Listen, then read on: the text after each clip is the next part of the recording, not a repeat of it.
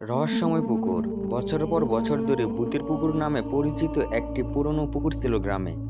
দিনের বেলা চারপাশে প্রচুর সবুজ গাছ আর পাখির কিচিমিচির আওয়াজ শোনা যেত। কিন্তু রাত নামলে যেন পুকুরটির পরিবেশ যেন বদলে যেত পুরোপুরিভাবে। গ্রামের বয়স্ক লোকেরা বলতো এই পুকুরে নাকি অনেক বছর আগে কোনো এক মেয়ে নিজের জীবন শেষ করেছিল। সে থেকে অমাবস্যার রাতে সেখানে অদ্ভুত কান্নার আওয়াজ শোনা যায়। একদিন গ্রামের কিশোর রনি, তার বন্ধু কামাল আর তার বন্ধু শামিন তারা ঠিক করলো সেই পুকুরের রহস্য উন্মোচন করবে।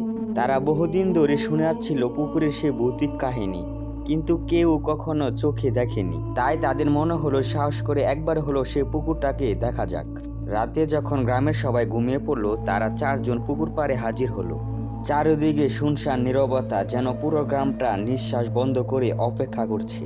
পুকুরের পানিতে চাঁদের আলো পড়ছে আর গাছ থেকে গাছের পাতার অদ্ভুত শব্দ যেন কানে ভেসে উঠছে। কামাল ফিস ফিস করে বলল, এ রনি, তুই তো নেতা, তুই বল কি করবো? মেয়েটা হাসি দিয়ে বলল, ভয় পাওয়ার কিছু নেই। তাদের কথার মাঝে হঠাৎ করে পুকুরের পানিতে ঢেউ উঠল, যেন কেউ পানির নিচ থেকে পানির উপরে আসছে। তাদের চারজনের শরীর কেঁপে উঠল।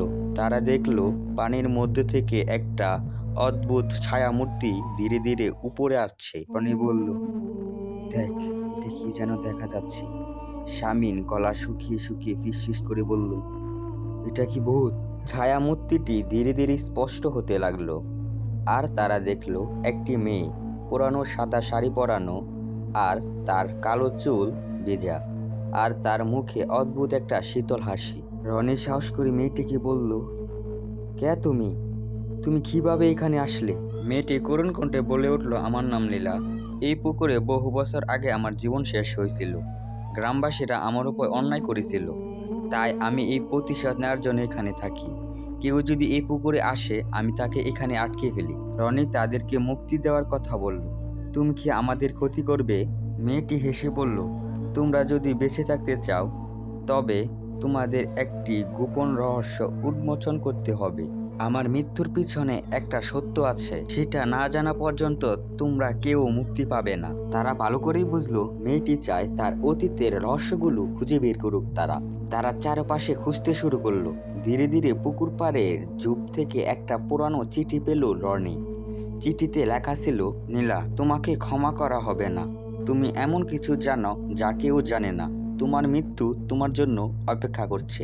রনি ফিস ফিস করে বলল, এই মেয়ে কি কোনো গোপন রহস্য জানে, যার জন্য তাকে এখানে মেরে ফেলা হয়েছিল? মেয়েটি তাদের চারজনকে ঘিরে ধরে বলল, তোমরা সত্যি জানতে পারছো, কিন্তু তার মূল্য তোমাদের দিতে হবে। কামাল আতঙ্ক হয়ে চিৎকার করে বলল, আমরা মুক্তি চাই, আমাদের ছেড়ে দাও।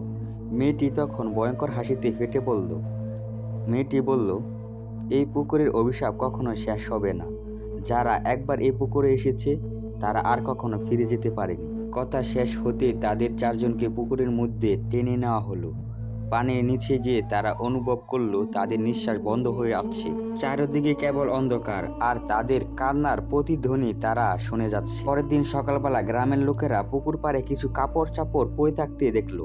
তাদের কেউ কি আর খুঁজে পাওয়া গেল না। আজও সেই পুকুর পাড়ে গেলে শোনা যায় করুণ সুরে, বাঁচাও বাঁচাও বাঁচাও।